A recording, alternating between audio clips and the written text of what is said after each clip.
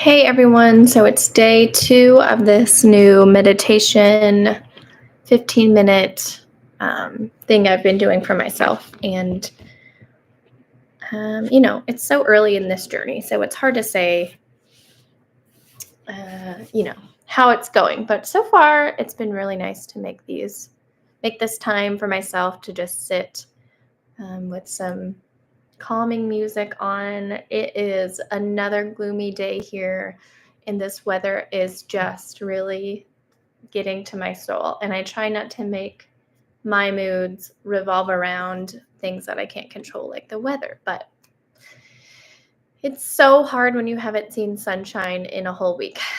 Anyways, so I had some responses on yesterday's video. And I just think this journey will be a nice one. So again, this is breaths and blessings, and basically it's going to be like a video diary sort of thing in this journey of taking this 15-minute time for myself. But also I want it to evolve into a sort of podcast blog type thing where we discuss some topics that others have given to me to talk about. For whatever reason, I have beautiful people in my life who want to hear my thoughts and opinions and ideas on some things. So hopefully it reaches the right ears. And so today's was, I have my little notes. Also, I started journaling. I have done it many times before, not very regularly. A lot of things in my life, I start these things and then I don't stay consistent with them. It plagues my life, my lack of consistency in all areas. And I think that's one of my biggest issues. But my brain is always going like 100 miles per hour. So it's a struggle. It's a struggle for me. We all have our struggles, and mine is staying consistent, even with the things that are very helpful and very healthy and very good. Things that make me feel awesome, things that make me happy. I struggle with it. And I think in a way it's normal. We have busy lives. We have a million things going on. And sometimes the things that bring us joy don't bring us joy in the moment. So I joke with a few friends of mine who are also multi-passionate. We have lots of things we like to do, and we kind of cycle through these hobbies, cycle through these creative endeavors, because we're just trying to listen to ourselves. Like, what will bring us joy today? What will be helpful? What will serve others? Things like that. And that can change based on circumstances, based on a mood. I have my chicken mug today. Okay, so going through a few things. I actually want to read this text. I texted this to a friend earlier, and I had this sort of epiphany while I was out. But a lot of people joke about our endless house projects, my 5,000 hobbies. I joke about it all the time. And I had this epiphany. I thought about it and text this to a friend. And what I said was, maybe the reason we're so creative and why we use decorating or building or painting or whatever creative avenue when we're kind of feeling low. And my personal theory is that we had such little control of our lives growing up in our spaces. And now that we have some more freedom, we kind of make up for that lost time. So that's my theory as to why I'm always doing some kind of creative endeavor, especially when I'm feeling low, when I'm feeling, just not great in general. It also depends on my energy level, though. Like if I'm feeling low, but also low energy, there's a good chance that I'm not going to be doing any sort of creating. And if I do create something, it's not very good. Okay, so that's my theory. And you can let me know if it's like that for you. If you notice some things that you do now are reflective of what you did or did not do in your younger years. Okay, so topic of mental health. If you know me personally, you know that I have a bachelor's degree in psychology with minors in both interpersonal relations, which is counseling, and another in human development. What I don't have is a license to counsel. I'm not a therapist. So what I have is education and knowledge. What I don't have is the ability to sit one-on-one aside from a church environment. I did do some volunteer counseling with the last church that we were in, but what I cannot do is, tell you if you have a mental illness or try to treat you in any way. What I can do is offer some of my own experience of some things that have helped me, or I can offer some stories that others have shared with me because of the realm that I live in. As a suicide loss survivor, I'm also involved in the American Foundation for Suicide Prevention in multiple capacities. So what I have is knowledge and maybe some things that have helped me. Whether they help you, I don't know. Everyone is very different in the way that they cope, in the way that they live, in their own education, in their own life experiences. So I'm not here to counsel you. I'm not a therapist. I want to make that clear now. I never want to pretend that I am. I need a few more years of school for that. So to make it official. What I do want to tell you is that I've noticed in this year, actually, this year specifically, a lot of friends struggling with mental health, I don't know if here's the thing for me too, it's never just one thing. It's never just the weather. It's never just that I haven't seen sunshine in a week. It's never just life circumstances. It's never just one thing happened. It's always a myriad of things that kind of come together to create this perfect storm in which my mental health declines. A lot of it is to do with grief, and grief shows it shows itself in so many different ways. It can be very random, and healing is not linear. Some days are really good, some days are really not, and this can change in a matter of moments, really. Something can trigger some memories or whatever, and you're back on the struggle bus. And so I'm here to tell you that a lot of us have that experience. I won't say that it's not problematic. I won't say that you don't need help for that and that it's so normal that you don't need to, seek advice or help, because absolutely, if you recognize that you need some additional help, whether it be medication, if it's counseling, if it's whatever it may be, you should definitely seek help for that. What I wanted to say was that it's normal in a way that a lot of us have that experience. So I want to make that difference here. I don't mean normal in a way like, oh, just brush it off. It's fine. We all feel that way. If it is really problematic in your life and you really need to seek additional help, please do that. Though I know it's much easier said than done. Our system, at least here in America, does not make that an easy process. There are waiting lists and insurance things, and I could go into that forever. So again, I want to normalize it in a way that you're not alone, that your struggle is not just you. We all have struggles, and a lot of us have similar struggles. So I hope that you don't feel alone in it. I know, even though saying that, we still do feel alone because our brain has a way of doing that to us. So I'll go into that in a second. So basically, what I want to say is a lot of people are struggling right now. I talked yesterday about how the last few weeks have been just really, really rough for one reason or another.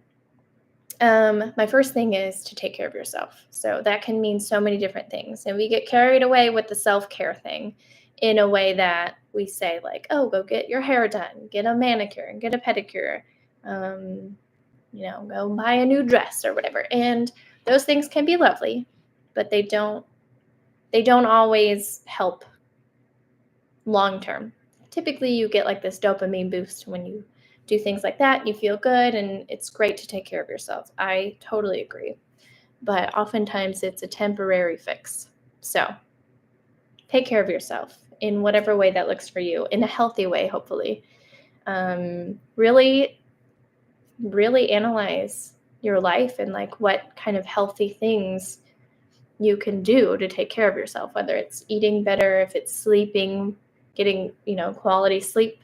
Again, I know these things, sometimes that can't happen. You have a child who doesn't sleep, makes it really hard for you to sleep. If you have a new puppy, if you have sleep issues, actually, all those things can disrupt that. So if you can, to the best of your ability, try to work on healthy lifestyle changes, be it eating better, sleeping better, moving your body. I'm going to go into that in a second too. So taking care of yourself in healthy ways. We have a lot of coping skills typically, and some of them are healthy and some are not. So identify what is healthy. If you are self-medicating with drugs or alcohol, if you are spending a lot of money trying to heal some wounds, if you're getting into like you know. So if you're doing things that are unhealthy or disruptive or dangerous, things like that, it's good to look inward, be honest with yourself, get help if you need it. So seeking help if you need it, reaching out to a friend. So we all have those friends that are really great, but some of us have maybe one or two that are actually helpful in this way, like when you're feeling down and you need someone to confide in. There are those who are great friends in a different way, like they're great if you want to go out and, go shopping or whatever it is that you do. Those are great friends. But then there are friends who will actually listen to you and who won't try to do the toxic positivity thing. Just think positive thoughts and just be happy, and it could be worse, or try to insert their own story to try to make you feel better. Now that there's a difference between trying to relate to someone because you feel like what you have been through can be helpful, and the other difference is you're trying to one up them. So there's a difference between that, and we all know certain friends who are helpful in these ways. Oftentimes I personally will reach out to the wrong person, and this happens repeatedly. Like, I know this person is not going to help me, bless their heart, in this specific way. If you're sharing a struggle and that person is notorious for trying to diminish the struggle or one up you or insert their own personal story to take the, attention off of you, or maybe they're just negative. Maybe they react negatively, and whatever that is they say is not helpful in any way. In fact, it can be harmful. I want you to really think about this. I'm guilty of this myself. I just want that person to understand me. I want them to listen. I want that bond.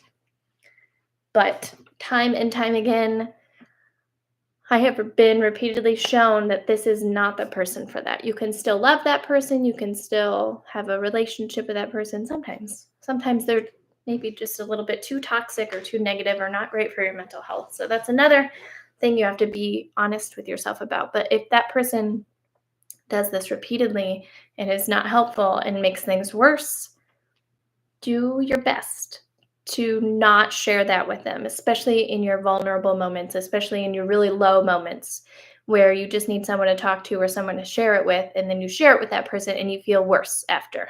So don't avoid those people altogether unless that's what your mental health is calling for. But don't go to that person when you're in these moments. It's not going to help. It's only going to make things worse. As much as we want them to change and we want them to be who we need them to be, we can't change people. And so don't take this as a warning for your self-care. Do not go to that person, okay?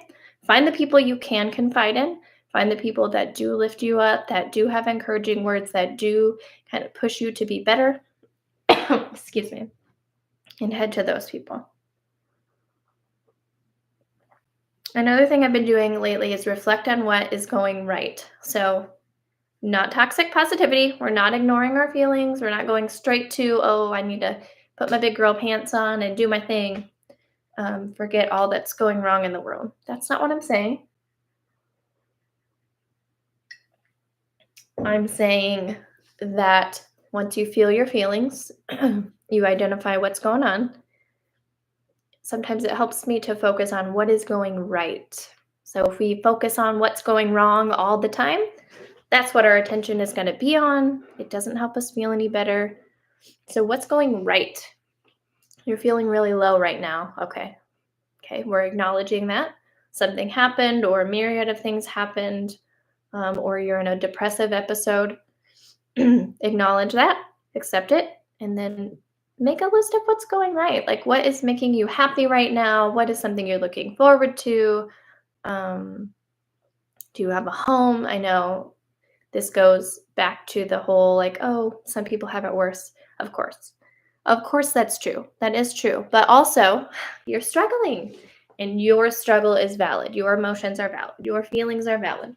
So, focusing on people who have it worse doesn't really help in this situation. But figuring out what's going right, thinking about your characteristic traits that are actually really great, thinking about those and kind of meditating on that, finding what's going right in your life and paying some attention to that. So this goes into reframing your thoughts. So something that helps me sometimes is whenever I start to get into that negative thought pattern, a lot of times our brain is just lying to us. Like something is something is traumatic, something is sad. And that is true. But sometimes our brain just spirals into those thoughts, and we kind of make it worse for ourselves by continually seeking out that negative thought pattern and just going with it. It gets out of control fast. So allergies are kicking my butt this week. Reframing your thoughts. So when you identify that you are going into that pattern, you're having a rough day and you're like, oh, everything stinks and nobody loves me and my job is horrible and I am not good at anything. And if you have these thought patterns, you know exactly how this goes. And you are going to spiral. You're going to keep going down that route. So reframing your thoughts, which goes back to the, thinking about what's going right. Reframing your thoughts. We'll say something like, oh, my life is a mess. Is it though? I am certain we can find things that are going right. So maybe the day just stinks. And sometimes that happens too. It helps us to be like, this day stinks. I understand that. You know what though? There's tomorrow. Yesterday was pretty decent. And I'm a good person in general. I'm a good friend, a good listener. I've done this and this and this, these kind of accomplishments. I'm a positive motivator or whatever for this group. I do this kind of volunteer work, whatever it is. Reframing your thoughts. Your life doesn't suck. This day sucks for sure, but your life doesn't suck. Reframing those thoughts. Instead of focusing on all the things you're not good at. What are you good at? Okay, I stink at this, but you know what I'm really good at? This thing over here.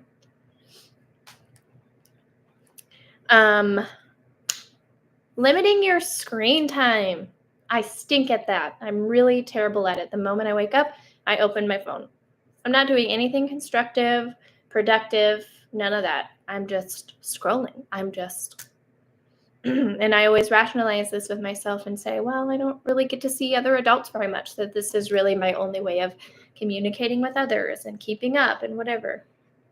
And while that's kind of true, I know that the more time I spend on a screen, the worse it is for my mental health. So if that's something you struggle with, you're not alone, but let's tackle this. Limiting news and limiting negative people.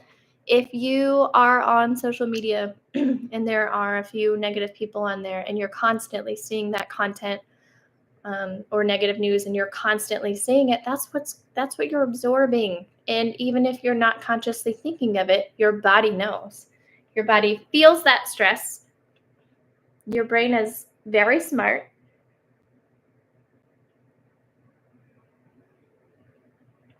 And sometimes the answer is just limiting that. So keep that in mind. If that's something you need to do and you want an accountability partner, reach out to me. I'm terrible at limiting myself if I don't have someone to be accountable to. So Another way to take care of yourself is by limiting those negative things. Taking 15 minutes to yourself. This is what started this whole thing. Carving out 15 minutes of your day.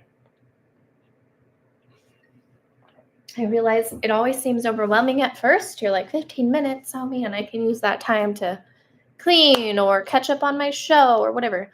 What if you just went to a quiet spot, set a timer for 15 minutes, turned on some calming music to drown out the world around you, and closed your eyes and just sat there and took some breaths. Breaths and blessings. This is what this comes from, because it started because I thought, I had this meditation cushion. I'm a meditation teacher. I talk about this all the time, about how we need to take time for ourselves, but I don't do it myself. So started this whole thing by actually doing it. And you know what? I've not regretted it. I know this is only day 2, but so far I'm loving it. And I hope that I continue to do this and continue updating you, and that it encourages you to do the same. So 15 minutes to yourself. Not to read, not to paint, not to watch shows, not to do work, not to whatever it is, not to scroll on social media. Don't do it. Find 15 minutes, quiet space, close your eyes, music, timer, bam, 15 minutes. I challenge you to do this, and I want you to let me know how it goes. Move your body. Moving your body. So I think part of my problem with the last 2 weeks is I have not moved my body much. I did not have yoga class. It has been spring break. We've had some canceled classes for karate. I have not been running. This week was the first time I ran in a while. We ran 3 miles on Wednesday with my group, and it was beautiful. I was so crabby beforehand, so much better after. So move your body, whether it's taking a walk, whether it's getting on the treadmill, getting on your exercise bike, doing your martial arts class, finding a yoga class to join. Move your body. It doesn't have to be that intense. It can be, like I said, just going on a walk in nature. It can, whatever it is for you, lifting weights. Find something that's enjoyable for you and do that. Every day. It doesn't have to be an hour. It could be 10 to 15 minutes. But every single day. Do something to move your body. Getting outside. So if you walk outside, that's 2 things in one. You're moving your body and you're being outside. Awesome. My dog has found me yet again. Day 2. Finding healthy, yummy snacks. So snacks can bring joy to us, but if it's not healthy, sometimes it has an opposite effect. So I know that if I eat apples with peanut butter, I'm going to feel pretty good, but if I do something else and I eat like a bag of chips, it was very beautiful moment in the time, but I'm going to feel really gross later. So, and I'm not saying never eat those things. I'm saying when you're in these moods and you're in a low point and you're trying to take care of yourself and trying to feel better, finding a healthy snack will be more likely to help with that. Meditating, said that already. Listen to music, your favorite music. I love putting my headphones in, especially when the kids are being super loud and my nervous system is on high and I'm like, oh my gosh, I do not want to yell at them. They're just being children. We're inside and we're stuck because it's been raining and gross all week. Everyone has so much energy. Instead of yelling at them or being negative, I put in my headphones and I listen to my favorite music. It almost always helps. Dance around, whatever it takes. Take a shower, put on your favorite outfit. So something that's, makes you feel good. You know the certain things in your closet that when you wear it, you're like, this is it. I feel like a rock star. Just simple things like that can really lift the mood. Dream a little. I am a huge dreamer. And if you're a close friend of me, I'm always sending you ideas. Thank you for being patient and listening and not calling me crazy, although I totally think I am sometimes. But dreaming, what is it that you want? Like, what would your perfect day look like? What would your perfect house look like? What would your perfect vacation be? What kind of project do you want to do next? Even if it's not realistic, even if it's not going to happen, what is it? Dream a little, write it down, make a vision board. Sometimes just dreaming is what helps me. In fact, I have a friend who we have moments each week that we just dream. We're like, you want to dream? Yeah. And we'll just make up. It could be the most obscene things. It doesn't matter. The act of dreaming and just using that creative energy can really help. Journaling, I talked about that.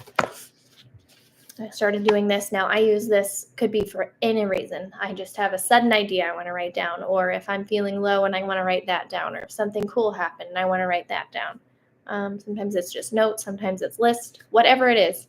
Kind of like a brain dump type thing. Just write it down. And it doesn't have to be every single day. Just do it. And my last thing I have on my list is a list. Make a list. Make a list of the things you have to do. Make a list of things you want to do. Make a list of things you don't want to do. Make a list of things you've already done. Just writing it down, getting it out of your brain can help. Okay, I lied. I have one more thing to say. The powerful 2 words, and also. So oftentimes we'll talk about our feelings, our emotions. We'll talk about our bad day or the tough time we're having as a parent. And you know what you'll hear. You'll hear, just wait, or it could be worse, or enjoy every moment, or whatever. And most of the time, these people mean well. And sometimes they just don't know what to say at all. So here is the powerful phrase. And also, you can be stressed and also, you can be blessed. You can realize your blessings and also be stressed.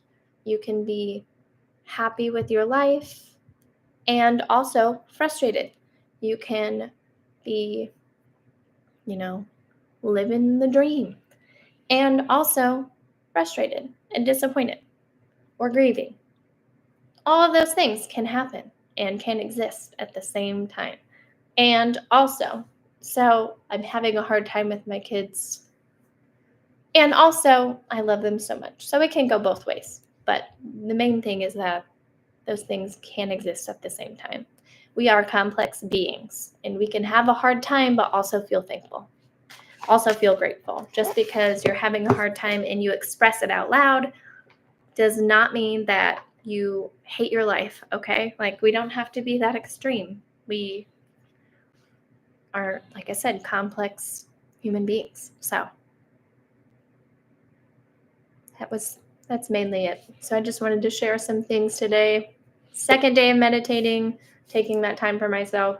Second day of sharing some random stuff. I hope that any of that helped you. I'll hopefully be back tomorrow for day 3. If not, sometime in the next few days. I'll definitely do the meditation tomorrow.